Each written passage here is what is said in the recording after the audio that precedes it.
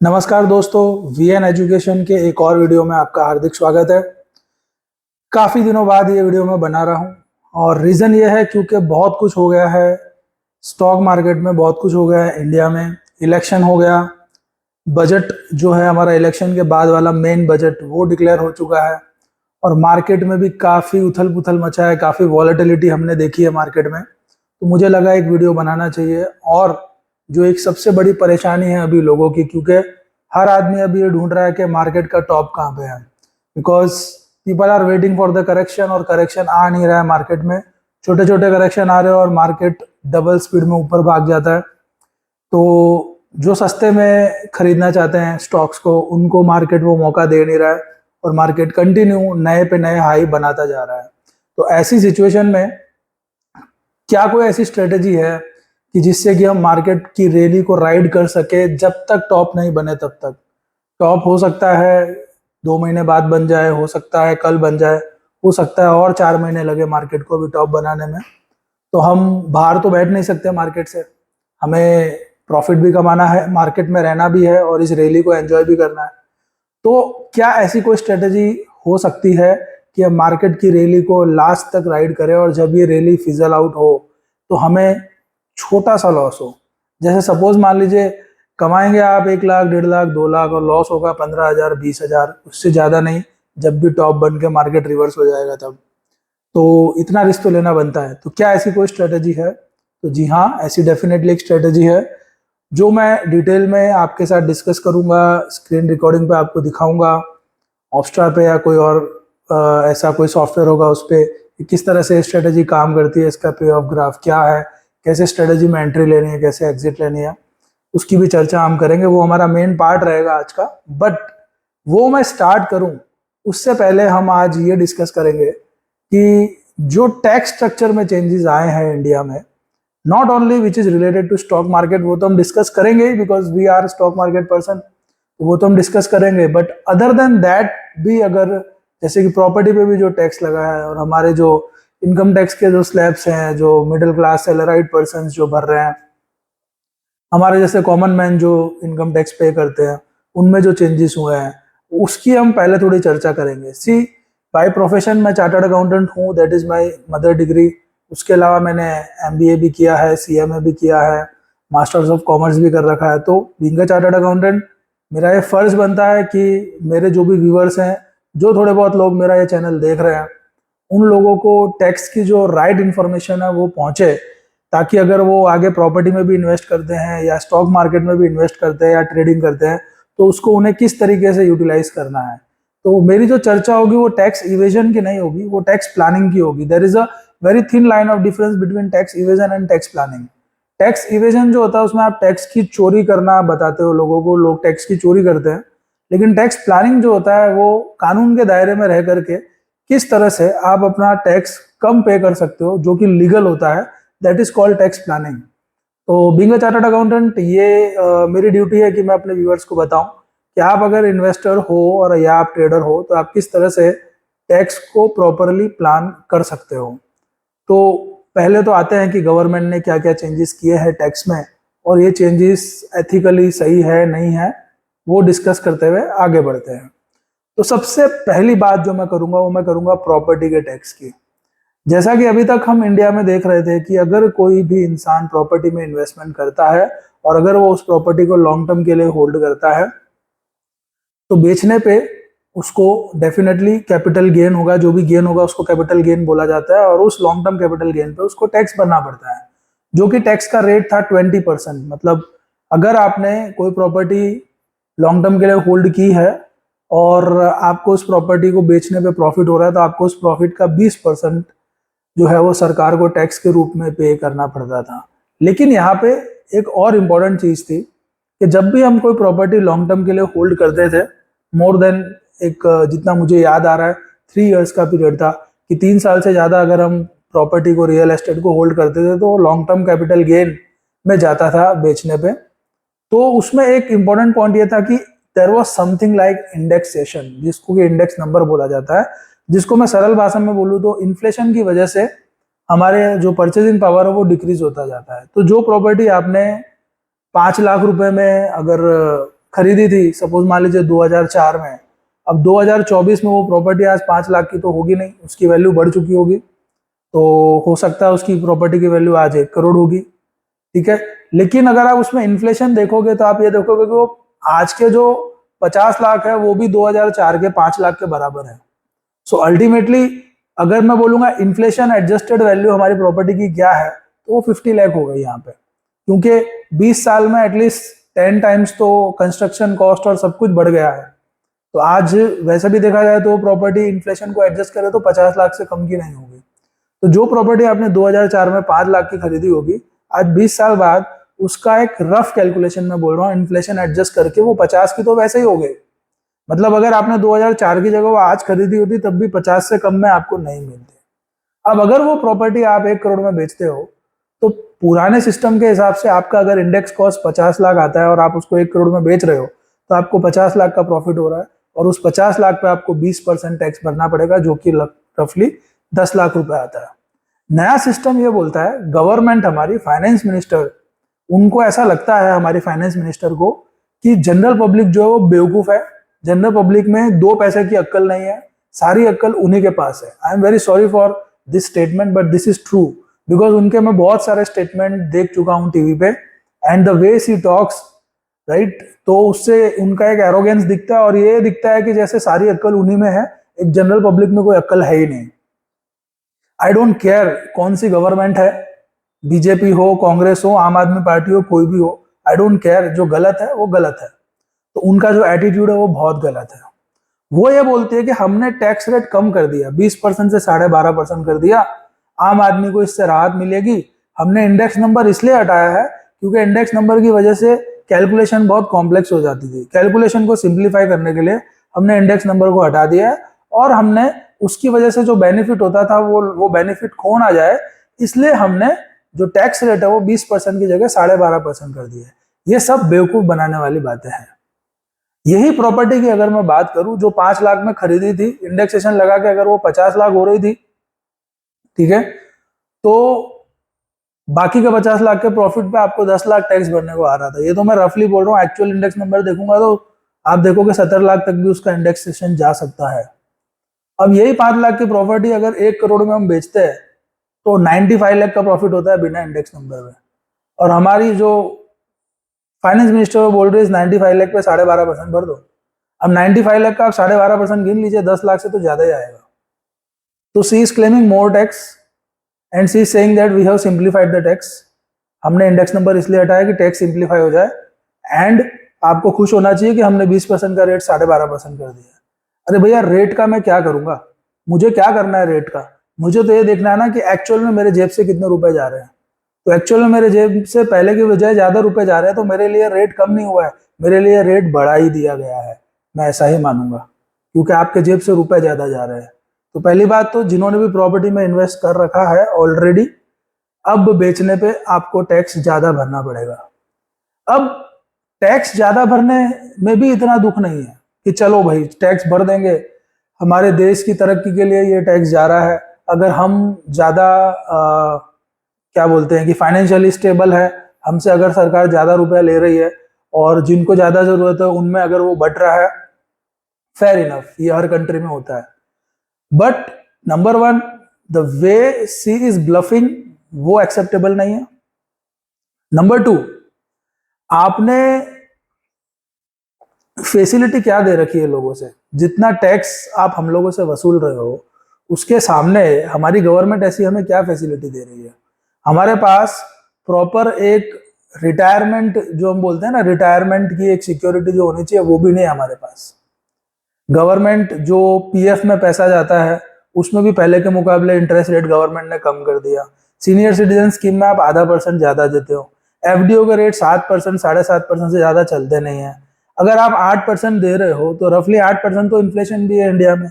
6% के जो नंबर्स आ रहे हैं इन्फ्लेशन के टीवी स्क्रीन पे, वो तो सब फुद्दू बनाने वाली बातें हैं। आम आदमी जानता है इन्फ्लेशन 8-9% चल रहा है आराम से। तो जितना इन्फ्लेशन है उतना ही आप अगर सीनियर सिटीजन को पैसा दे रहे हो उनकी स्कीम में पैसा लगा करके, तो सीनियर सिटीजन कहाँ जाएगा, क्या करेगा वो? तो कोई हमें डायरेक्ट पेंशन तो मिलने वाला है नहीं प्राइवेट सेक्टर वालों को गवर्नमेंट से, और कोई फैसिलिटी है नहीं। और जो इन्होंने आधा टका इंटरेस्ट रेट का एक्स्ट्रा लड्डू जो दे रखा है लोगों को, वो भी कोई काम का नहीं है। और मैं ऐसा नहीं बोल रहा हूँ कि ये बीजेपी ने ही कर रखा है, कांग्रेस थी तब भी ऐसा ही था, बीजेपी है तब भी ऐसा ही है। तो I am not complaining any particular government, but there should be, मतलब ये एक एक्सपेक्टेशन थी कि बीजेपी की गवर्नमेंट और बहुत सारी चीज़ों पे कुछ अच्छा करेगी। बहुत सारी चीज़ें ऐसी है जहाँ पे उन्होंने अच्छा किया, लेकिन बहुत सारी चीज़ें ऐसी भी है जहाँ पे उनको अभी और अच्छा करने की ज़रूरत है। और रिटायरमेंट सिक्योरिटी आज की डेट में इंडिया में प्राइवेट सेक्टर में काम करता हुआ जो भी इंसान है, उनको अपनी रिटायरमेंट की सिक्योरिटी को लेकर के बहुत उलझन है। दूसरी चीज़, जो इन्होंने ये long term capital gain tax ज़्यादा वसूलना शुरू किया है लोगों से, इससे मार्केट में ब्लैक मनी का सर्कुलेशन अब वापस ज़्यादा बढ़ेगा, विच इज़ वेरी डेंजरस। क्योंकि हमारे जो प्राइम मिनिस्टर है नरेंद्र मोदी, जब से आए हैं 2014 से, इन्होंने हमेशा यही कोशिश की है कि हमें कैशलेस इकोनॉमी की तरफ इंडिया को लेके जाना है।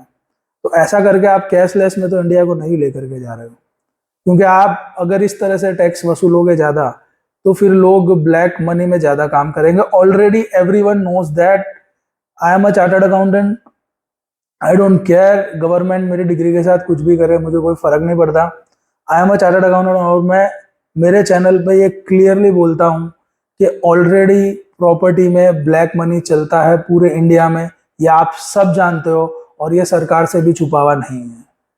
जब आप कोई 1 करोड़ का फ्लैट लेने जाते हो, मैं जो बड़ी सिटीज में रहते हैं उनकी बात कर रहा हूँ, बड़ी सिटीज में मैं सूरत में रहता हूँ, सूरत भी एक अच्छी सिटी है, हालांकि मेट्रो सिटी नहीं है, लेकिन सूरत में भी 3 BHK आप लेने जाओ 1 करोड़ के नीचे आपको कुछ नहीं मिलने वाला है, 1.25 करोड़ जाके ही आपको ढंग का फ्लैट मिलेगा। बॉम्बे दिल्ली इनकी तो मैं बात ही नहीं कर रहा हूँ, यहाँ पे तो और महंगे होंगे रेट्स, बैंगलोर में तो और महंगे होंगे।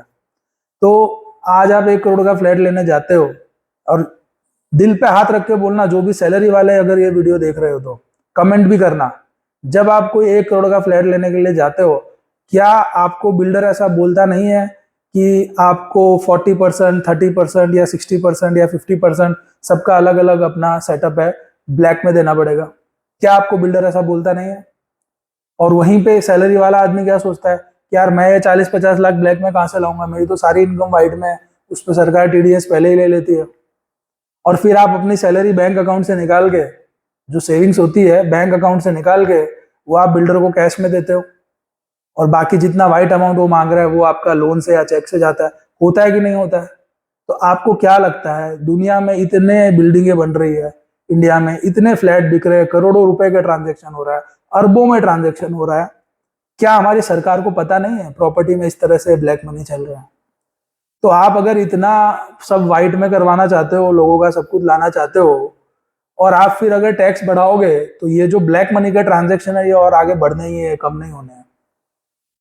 हमारे यहाँ तो मैंने देखा है कि एक जंतरी रेट होता है। जंतरी रेट का मतलब ये होगा कि गवर्नमेंट का एक, म्यूनसिपालिटी का एक रेट होता है हर सिटी का, कि गवर्नमेंट के हिसाब से आपके एरिया का प्रॉपर्टी का पर स्क्वायर फीट का रेट ये है।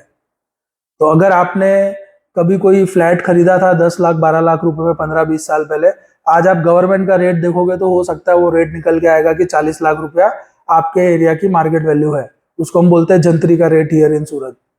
अब अगर कोई इंसान वही प्रॉपर्टी 60 लाख में बेचता है तो वो अपनी सेल वैल्यू 40 लाख से ऊपर नहीं दिखाता है, बाकी का 20 लाख वो ब्लैक मनी में लेता है, क्योंकि उसको टैक्स बचाना होता है। तो वो 40 लाख से ऊपर अपनी वैल्यू जल्दी से दिखाता नहीं है। वही लोग दिखाते हैं, कुछ मेरे जैसे लोग जिनको पूरी इनकम वाइट में कर ले, पूरा अपना कैपिटल वाइट में कर लेना है, बिकॉज मुझे स्टॉक मार्केट में ट्रेडिंग करना आता है और मैं वही मेन काम करता हूँ।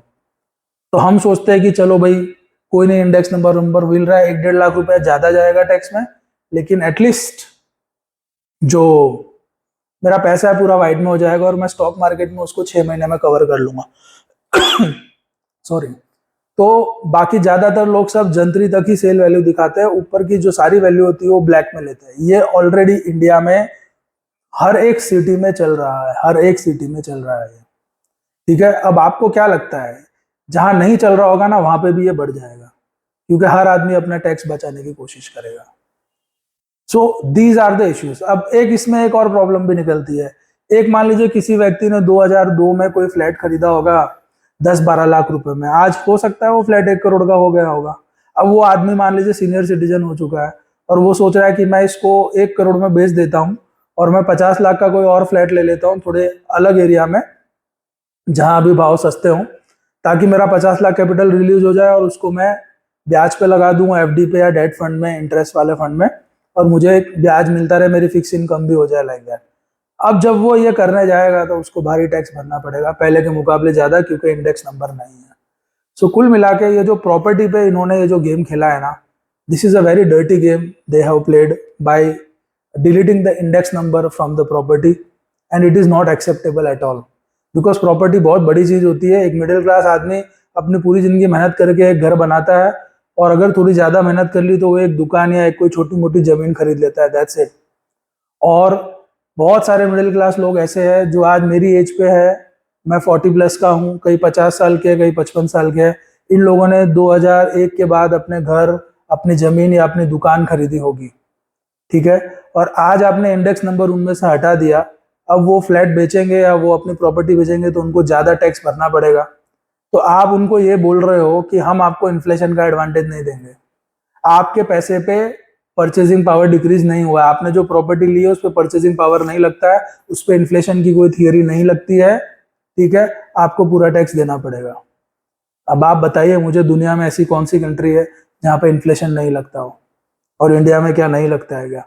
जिस कंट्री की करेंसी हर साल 5 से 7% से डी वैल्यू हो जाती है, उस कंट्री में आप इंडेक्स नंबर नहीं दे रहे हो प्रॉपर्टी जैसी चीज पे, जो कि सबसे महंगी चीज होती है इन्वेस्टमेंट में, राइट? तो क्या सोच है आपकी? मतलब आप क्या करना चाहते हो? आप लोगों को ये बोल रहे हो घर खरीद लो, कभी बेचो ही मत, और प्रॉपर्टी के ट्रांजेक्शन करो ही मत। कुछ नहीं होना है इसमें, प्रॉपर्टी के ट्रांजेक्शन कम हो जाएंगे, उससे सरकार का ही रेवेन्यू कम जाएगा, जो उनको लॉन्ग टर्म में पता चलेगा। दूसरी चीज, जो करेंगे ट्रांजेक्शन वो ब्लैक में ज्यादा ट्रांजेक्शन करेंगे। जो इन्वेस्टर्स हैं, जो रहने के लिए नहीं ले रहे हैं, जो सिर्फ प्रॉपर्टी में पैसा लगाते हैं और फिर बेच के पैसा कमाते हैं, वो लोग दस्तावेज नहीं बनाएंगे, दस्तावेज बनाने से पहले ही प्रॉपर्टी सल्टाएंगे, भाई डायरियां ज्यादा घूमेगी, ब्लैक में सारा काम होगा, ये सब बढ़ने वाला है। तो इकोनॉमी को कैशलेस ले जा रहे थे, अब ये कोई कैशलेस इकोनॉमी होनी नहीं है, ये वापस आपको इकोनॉमी को ये वापस कैश में लेकर के आ रहे हैं। तो बेसिकली हमारी गवर्नमेंट खुद कंफ्यूज है कि उनको इकोनॉमी को कहाँ लेकर के जाना है। उन्होंने कैशलेस की ट्राई की तो उन्होंने देखा कि लोगों के धंधे नहीं चल रहे हैं।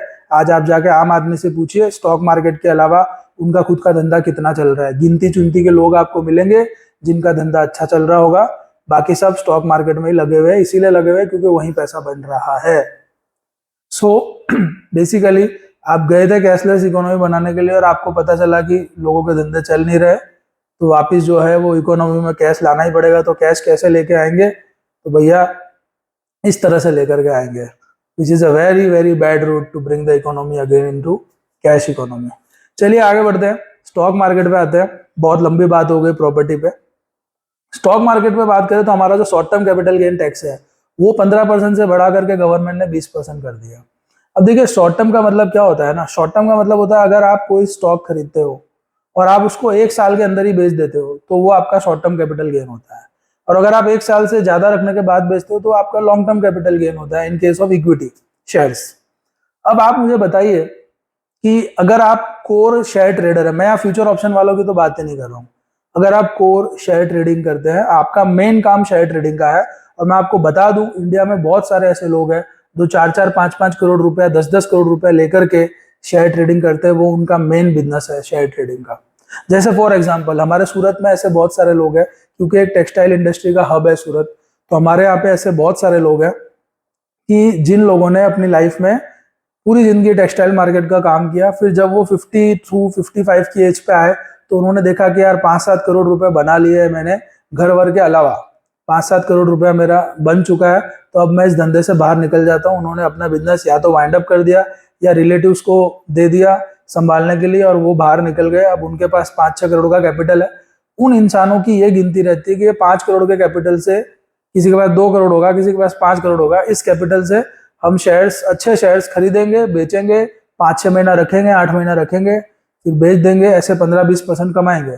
और ऐसा करके बहुत सारे लोग हैं हमारे यहाँ पे जो साल का अपने कैपिटल पे 15 से 20% कमाते हैं। अब अगर किसी ने 5 करोड़ लगा रखा है और वो अगर उस पर 15% कमा रहा है, जो कि मैं ज्यादा नहीं बोल रहा हूँ, जो नॉलेजेबल हो गए, एक्सपीरियंस हो गया, वो 25% भी निकालते हैं, पर अपने 15% ही रखते हैं, तो 5 करोड़ का 15% 75 लाख रुपया हुआ, वो आराम से अपना जीवन जी रहा है, कर रहा है। इसमें कोई प्रॉब्लम है गवर्नमेंट को? तो फिर टैक्स बढ़ाने की क्या जरूरत थी यहाँ पे? क्योंकि यही सेम काम वो पहले टेक्सटाइल मार्केट में भी बैठ के कर रहा था। सिर्फ फर्क इतना था, टेक्सटाइल मार्केट में जो आदमी साड़ी का धंधा कर रहा है, ड्रेस मटेरियल का कर रहा है, पंजाबी ड्रेस का कर रहा है, किसी भी कपड़े का कर रहा है, वो क्या करता है, वो गुड्स परचेस करता है, इन चीजों को इनको बेचता है, ठीक है, और 3 महीने से 6 महीने में उसका पैसा आ जाता है।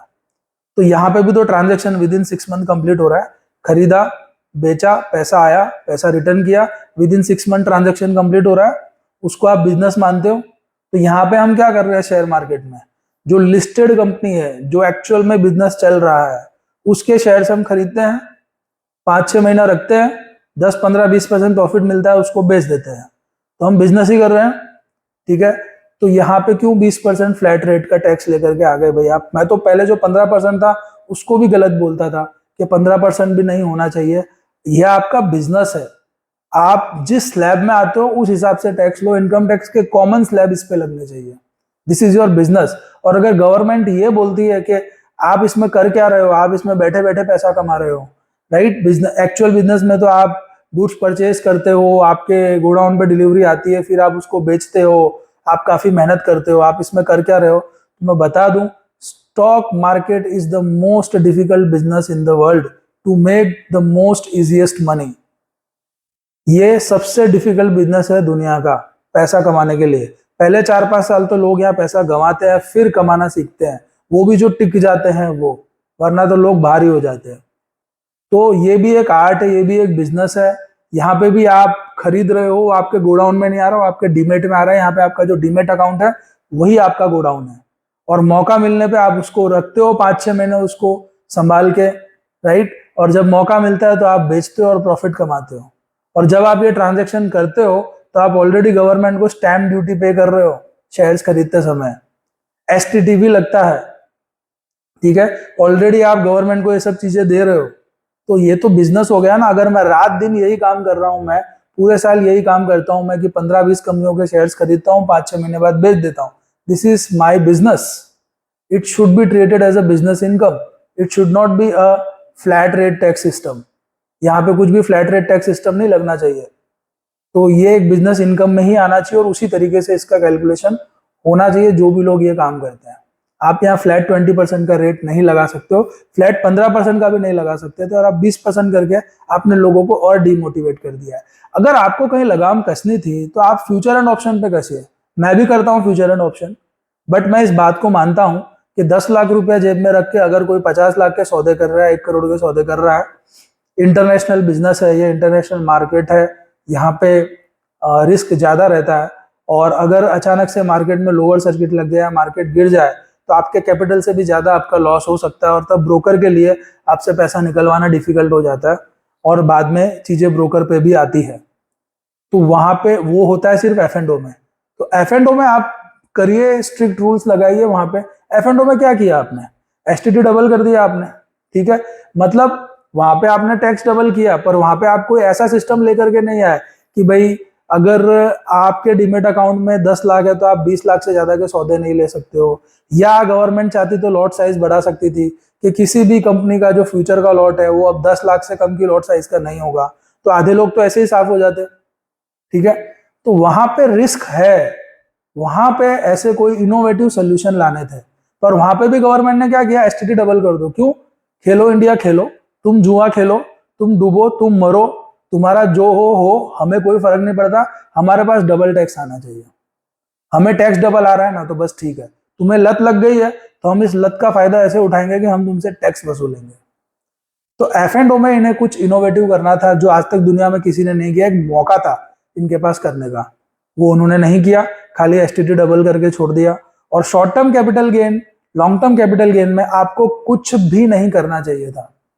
जहां पे आपने शॉर्ट टर्म कैपिटल गेन में 5% टैक्स और बढ़ा दिया, 15 से 20% लाए, और लॉन्ग टर्म जो ऑलरेडी 10% था उसको आपने कर दिया है 12.5%। अब जब एसटीटी लगाया गया था, तब जब एसटीटी आया था एक्चुअली अपने इंडियन मार्केट में, तब ये बोला गया था कि भाई long term capital gain tax जो है वो एग्जेम्प्ट है, तो हम सिक्योरिटी ट्रांजेक्शन टैक्स लगाएंगे। आज इतने साल हो गए, लॉन्ग टर्म कैपिटल गेन पे भी 10% टैक्स आप ले आए, तो वहां पे हम 10% टैक्स भी भर रहे हैं और हम एसटीटी भी भर रहे हैं, तो भाई हम दोनों जगह क्यों भरेंगे। और एसटीटी अगर आप बोलते हो इनडायरेक्ट टैक्स है, तो जो लोग रजिस्टर्ड एसएससी है, मतलब जीएसटी वगैरह में, उनको उसका रिबेट मिलना चाहिए। आई डोंट थिंक उनका कोई रिबेट उनको मिल रहा है या कोई ले रहा है, ठीक है। मुझे उसका इतना ज्यादा आइडिया नहीं है, मैं रजिस्टर्ड नहीं हूँ जीएसटी में, मुझे इसका आइडिया नहीं, इसलिए उस पर मैं ज्यादा कमेंट नहीं करूंगा। बट मुझे इतना जरूर पता है कि अगर आप लॉन्ग टर्म कैपिटल गेन पे टैक्स ले रहे हो तो आप एसटीटी माफ करो, और अगर आप एसटीटी ले रहे हो तो long term capital gain tax माफ करो। दो में से एक चीज तो आपको माफ करनी पड़ेगी। भाई कितनी चीज पे हम टैक्स भरेंगे। एक शेयर ट्रेडर या एक शेयर मार्केट का इन्वेस्टर जो भी है, वो अपना पूरा पैसा, यहाँ पे रॉ मटेरियल पैसा है, मनी है, वो भी आपका खुद का पैसा है, वो अपना पूरा पैसा दाव पे रखता है, वो रिस्क लेता है सबसे पहले तो, ठीक है। सेकंड थिंग, जब वो खरीदता है तब वो स्टैम्प ड्यूटी भर रहा है, वो एसटीटी भर रहा है, वो ब्रोकरेज भर रहा है। तो ये इतना जब तक शेयर चलेगा नहीं, ब्रोकरेज, स्टैम्प ड्यूटी और एसटीटी का जो अमाउंट है, राइट, इस अमाउंट को जब तक हमारा शेयर का प्राइस कवर नहीं करेगा तब तक तो हम वैसे भी प्रॉफिट में आने वाले नहीं है, ठीक है। इसके बाद इतने सारे इफ्स एंड बट्स होते हैं, इंटरनेशनल मार्केट से पूरा रिलेटेड है। अगर हमने पैसा कमा लिया तो आप बोलते हो कि भाई बेचते समय तो जो आपको चार्जेस काटने वो तो आप काटोगे ही, ब्रोकरेज काटेगा, एसटीटी लगेगा, और अगर हमने फिर भी कमा लिया तो आप बोलोगे अब इनकम टैक्स भी भरो। एंड जो पैसा हम शेयर मार्केट में लगा रहे हैं, ये हम हमारी इनकम जो बच गई थी, जो हमने खर्च नहीं की थी, वो सेविंग्स को लगा रहे हैं, और उस इनकम पे ऑलरेडी आप इनकम टैक्स ले चुके हो। तो जो इनकम पे आप ऑलरेडी इनकम टैक्स ले चुके हो, उसको हम इन्वेस्ट कर रहे हैं, उस पर आप एसटीटी, स्टैम्प ड्यूटी भी ले रहे हो, और जब उस पर से हम कुछ कमा रहे हैं तो उस पर आपको वापस भी टैक्स चाहिए। तो आपको कितना टैक्स चाहिए, कितना टैक्स चाहिए आपको। तो ये जो हुआ है ना स्टॉक मार्केट में, जो ट्रेडर और इन्वेस्टर कम्युनिटी को जो मारने की कोशिश की गई है, this is really very very painful. और मैं इसकी पॉलिटिकल लैंग्वेज में बोलता हूँ, मैं इसकी निंदा करता हूँ, उसके अलावा तो मैं ज्यादा कुछ कर नहीं सकता लाइक दैट। हाँ, टैक्स प्लानिंग कर सकता हूँ। तो अब आते हैं हम इम्पोर्टेंट टॉपिक पे। ये तो जो मेरा रोना था मैंने वो रो लिया, अब हम आते हैं इम्पोर्टेंट टॉपिक पे कि इसको हम किस तरह से प्ले आउट कर सकते हैं। पहली बात, शॉर्ट टर्म कैपिटल गेन जो होता है वो 1 साल से कम पीरियड के लिए आप शेयर्स रखते हो तब होता है। तो सबसे पहली चीज आपको ये ट्रेडिंग बंद करनी पड़ेगी, क्योंकि 20% टैक्स बहुत ज्यादा होता है, ठीक है। आप जो भी कमाओगे अगर 20% उसका सरकार ले रही है, तो आप समझ लो 12 महीने का 20% होता है 2.4 मंथ्स। तो आप पूरे साल में स्टॉक मार्केट का जो भी काम कर रहे हो, आप 2.5 महीने गवर्नमेंट के लिए कर रहे हो। तो क्या आप चाहते हो आप गवर्नमेंट के लिए 2.5 से 3 महीना काम करो? तो सबसे पहले तो आप शॉर्ट टर्म ट्रेडिंग बंद कर दीजिए। अब कुछ लोग बोलेंगे सर हम तो यही करते हैं। आप इससे ज्यादा पैसा कमा सकते हो थोड़ा अपना ड्यूरेशन बढ़ा करके। जैसे अगर आप शेयर्स की ट्रेडिंग करते थे, आप 5 महीना, 4 महीना, 6 महीना होल्डिंग करते थे, उसकी जगह अब आप होल्डिंग करिए 1 साल से ज्यादा। तो आप वो शेयर्स खरीदिए जिनके फंडामेंटल अच्छे हैं, जो अपने हाई से 30-40% करेक्ट होकर के चार्ट्स पे रिवर्सल दिखा रहे हैं, उनमें आप रिवर्सल पे एंट्री लीजिए। तो उन शेयर्स को वहां से डबल होने में कम से कम 1 से 1.5 साल लगते हैं, या 60-70% चलने में कम से कम 1 से 1.5 साल लगते हैं। तो जैसे ही 1 साल खत्म हो जाता है, उसके बाद में आप चार्ट्स पे फोकस रखिए कि जैसे ही सेल के आपके जो भी सिग्नल है, जो भी सेटअप है, जैसे ही सेल का सिग्नल आएगा मैं इसको बेचूंगा। तो 1 साल तक तो आपको उनको लेके भूल जाना है। 12 महीने के बाद फिर आपको देखना है कि सेल सिग्नल आएगा तब मैं एग्जिट करूंगा, क्योंकि 12 महीने रखने के बाद आप बेचोगे तो आपको 12.5% टैक्स आएगा, 20% नहीं आएगा।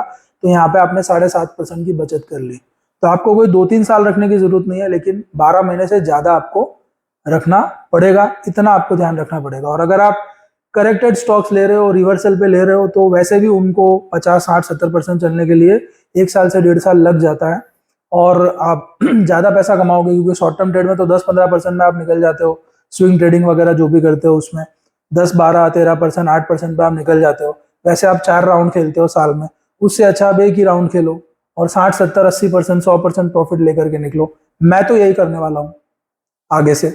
आपको क्या करना देख लीजिए, बाकी मेरे हिसाब से ये एक बढ़िया टैक्स प्लानिंग है। इसमें आपका स्क्रीन टाइम कम हो जाएगा। आप एक शेयर में ज्यादा पैसा लगा करके ज्यादा टाइम के लिए उसको छोड़ोगे, आप ज्यादा पैसा कमाओगे, आप टैक्स कम भरोगे। सो पोजिशनल ट्रेडिंग जो मैं बोलता हूँ कि लोगों को 3 महीने से 12 महीने का पीरियड होता है। अब मैं ये बोलूंगा कि पोजिशनल ट्रेडिंग ऐसी करेंगे हम कि हम उसको 12 महीने से 15 महीने में ले जाएंगे कि भाई 12 महीने के बाद ही बेचना है हमें, और 15-16 महीने तक में जब भी अपॉर्चुनिटी मिलेगी तब बेचेंगे हम, उसके पहले हम नहीं बेचेंगे। तो एक आप इस तरीके से अपना टैक्स का पूरा प्लानिंग कर सकते हो शॉर्ट टर्म कैपिटल गेन में। अब बात आती है फ्यूचर एंड ऑप्शन की। तो फ्यूचर एंड ऑप्शन में क्या किया जाए? वहां तो एसटीडी डबल हो गया, जी हाँ बिल्कुल, वहां एसटीडी डबल हो गया।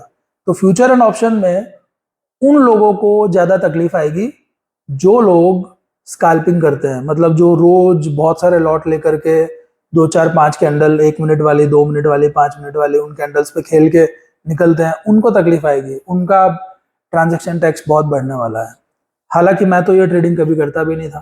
फ्यूचर ऑप्शन में भी मैं लोगों को हमेशा बोलता हूँ कि वहां पे भी आप 3 महीने 4 महीने वाला ट्रेड लीजिए, क्योंकि बहुत आसान है। साल में मार्केट आपको एक अपॉर्चुनिटी ऐसी देता है कि जब निफ्टी 10%, 7%, 8% करेक्ट होती है और वहां से रिवर्सल आता है, उस वक्त अगर आप पोजीशन बनाते हो इंडेक्स में या स्टॉक्स में, तो उन पोजीशन को आप अगर 3-4 महीना रोल ओवर करोगे, कैरी करोगे, तब भी आप बड़ा पैसा बना पाओगे, वरना आपका बड़ा पैसा नहीं बनने वाला है।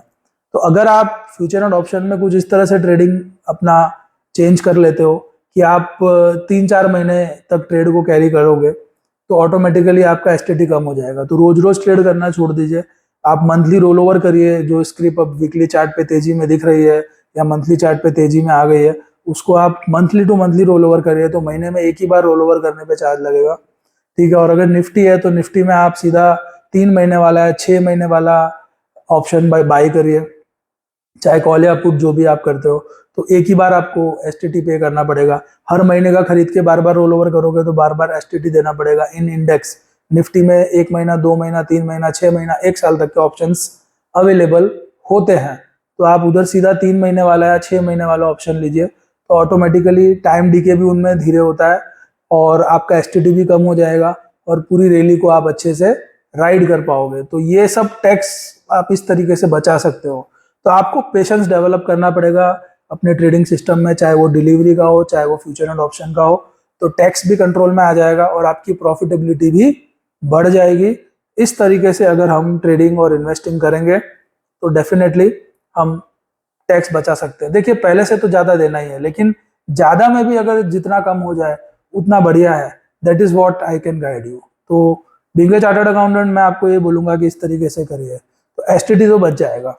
अब आता है क्वेश्चन के एफ एंड ओ में, चलो एसटीटी तो हम बचा लेंगे अगर हम महीने में एक ही बार रोल ओवर करते हैं स्टॉक्स को, और इंडेक्स हम सीधा 3 महीने वाला ऑप्शन लेते हैं इंडेक्स पे, तो हम हमारा एसटीटी तो बचा लेंगे। लेकिन एफ एंड ओ से अगर प्रॉफिट होगा, तो अगर जैसे there are very few traders in F and O those who make profit, but I am sure जो मेरा चैनल देख रहे हैं पहले से, उनमें से काफी ऐसे होंगे जो अब एफ एंड ओ में प्रॉफिट करने लग गए होंगे।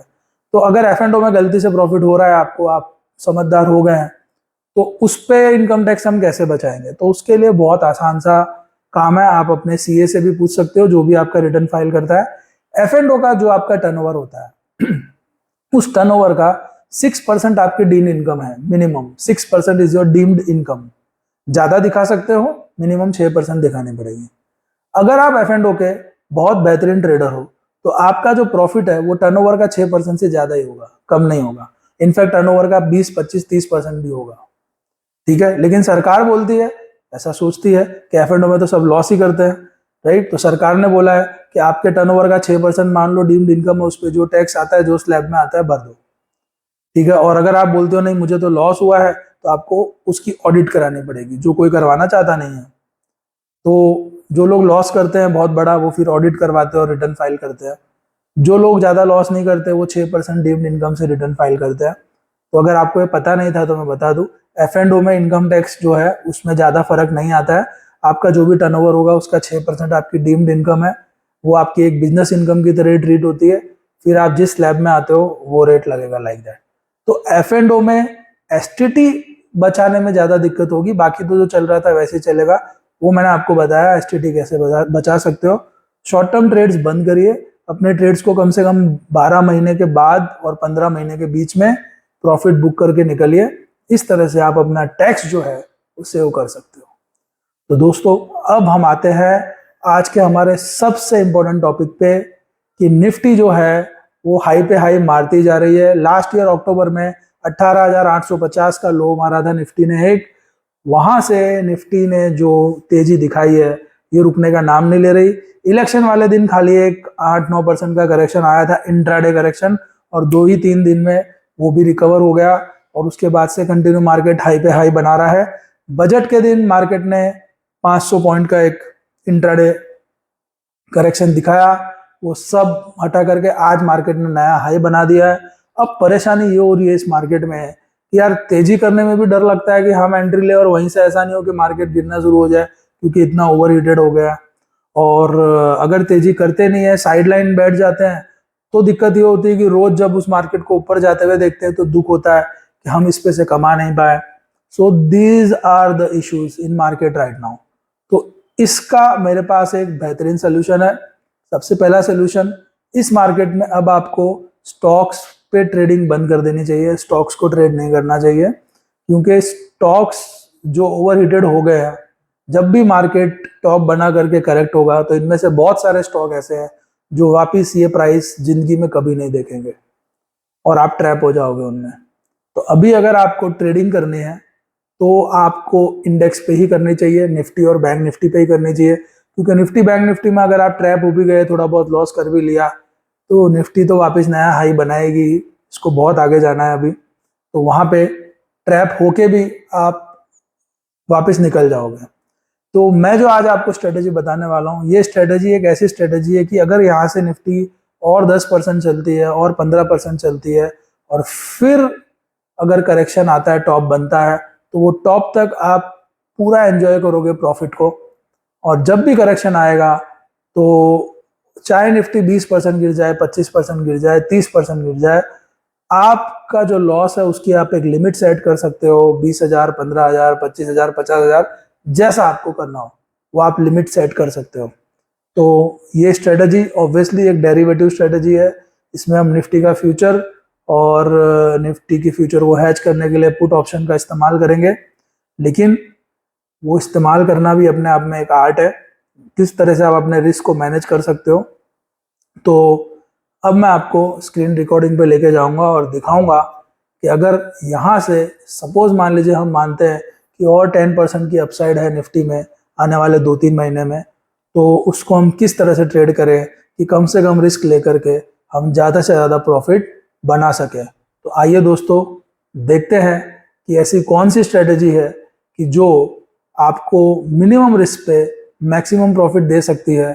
जब तक निफ्टी अपना टॉप नहीं बना देती तब तक आप उसको राइड कर सकते हो, वो भी बिना डरे, बिना हेजिटेशन के, फुल कैपिटल प्रोटेक्शन के साथ। आइए देखते हैं। तो दोस्तों, आपके सामने ऑप्स्ट्रा की वेबसाइट मैंने ओपन की है और जैसे कि मैंने कहा था कि ये स्ट्रेटजी हम देखेंगे इंडेक्स पे, तो निफ्टी पे ये स्ट्रेटजी हम अप्लाई करेंगे। तो फ्यूचर और पुट का कॉम्बिनेशन हम यूज़ करने वाले हैं। तो आप देख सकते हैं स्क्रीन पे आपके सामने ये निफ्टी का फ्यूचर है और जो कॉन्ट्रैक्ट ये दिखा रहे हैं 29 अगस्त का दिखा रहे हैं। अब जब हम निफ्टी की बात करते हैं ना, तो निफ्टी स्टॉक नहीं है कि जो 5 या 7 दिन में 10% चल जाए। स्टॉक्स चल सकते हैं 5-7 दिन में, एक दिन में भी 10%। इंडेक्स को अगर 10% चलना है तो उसको 3 महीना 2 महीना लगता है, 1 महीना तो कम से कम लगता है। तो हम क्या करेंगे कि हम जितना मैक्सिमम फ्यूचर आगे का मिलेगा वो आगे का फ्यूचर हम बाई करेंगे। तो मुझे लगता है 31 अक्टूबर का फ्यूचर अभी अवेलेबल होगा, तो हम उस फ्यूचर को बाई करेंगे। तो 31 अक्टूबर का जो फ्यूचर है वो 31 अक्टूबर 2024 का ये फ्यूचर हमें बाई करना चाहिए। अब आप देख सकते हो कि ये फ्यूचर 25157 पे चल रहा है। अब अभी अगर हम स्पॉट देखेंगे ना निफ्टी को, तो आज निफ्टी ने कुछ 24,850 के आसपास की क्लोजिंग दी थी और ये 25,150 पे चल रहा है। लगभग अगर हम डिफरेंस देखेंगे तो 300 पॉइंट का प्रीमियम चल रहा है फ्यूचर पे, क्योंकि जब आप फ्यूचर खरीदते हो तो आपको थोड़ा प्रीमियम पे करना पड़ता है, कोई चॉइस नहीं है, ये प्रीमियम हमें पे करना ही पड़ेगा। अब मान लीजिए हम ये कार्यक्रम करते हैं 2 लॉट पे, तो मैंने यहाँ लॉट के साथ लॉट नंबर 2 कर दिए हैं और मैं ऐड पोजीशन कर देता हूँ। तो पोजीशंस ऐड हो गई हमारी फ्यूचर की। अब इस फ्यूचर को अगर मैं अभी इसका चार्ट देखूंगा नीचे जाके, तो आप देखोगे कि ये अनलिमिटेड लॉस दिखाएगा आपको, आप स्क्रीन पे देख सकते हो। कि जिस तरह से प्रॉफिट ऊपर जा रहा है लॉस भी ठीक उसी तरह से नीचे आएगा, क्योंकि हम हैज नहीं है, हमने नेकेड फ्यूचर बाई कर लिया तो जैसे हमें प्रॉफिट मिलेगा वैसे ही हमें लॉस भी मिल सकता है। तो वो काम तो हमें करना नहीं है, तो हमें हैजिंग करनी पड़ेगी। तो हैजिंग करने के लिए हम क्या करेंगे, हम निफ्टी का ऑप्शन खरीदेंगे। तो ऑप्शन के सेगमेंट में हम देखेंगे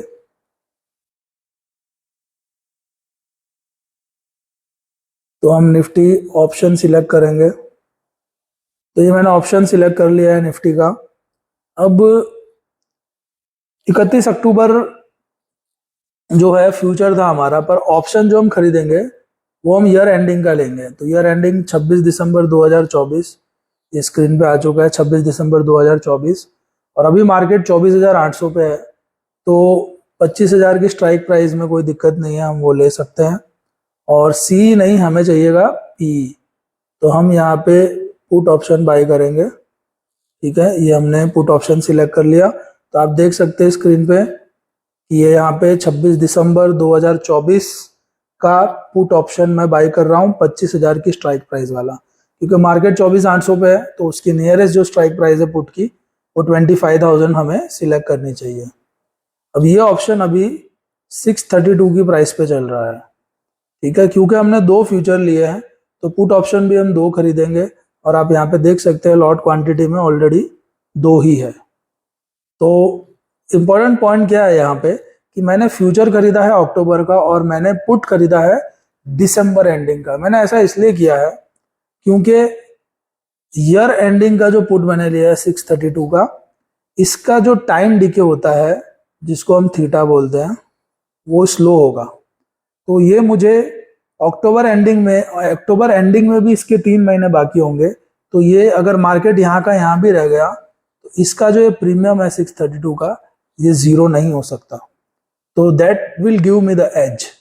इसलिए पुट ऑप्शन जो है वो हमेशा हम फ्यूचर जो लेते हैं उससे 2-3 महीने आगे का लेते हैं, ताकि हम ट्रेड को बार बार चेंज नहीं करें और ट्रेड में बने रहें, हमारा एसटीटी भी कम लगे और मार्केट अगर ऊपर जा रहा है तो जाता रहे, हम उसको राइड कर सके बिना कोई छेड़खानी के। अब मैं इस पोजीशन को ऐड कर देता हूं।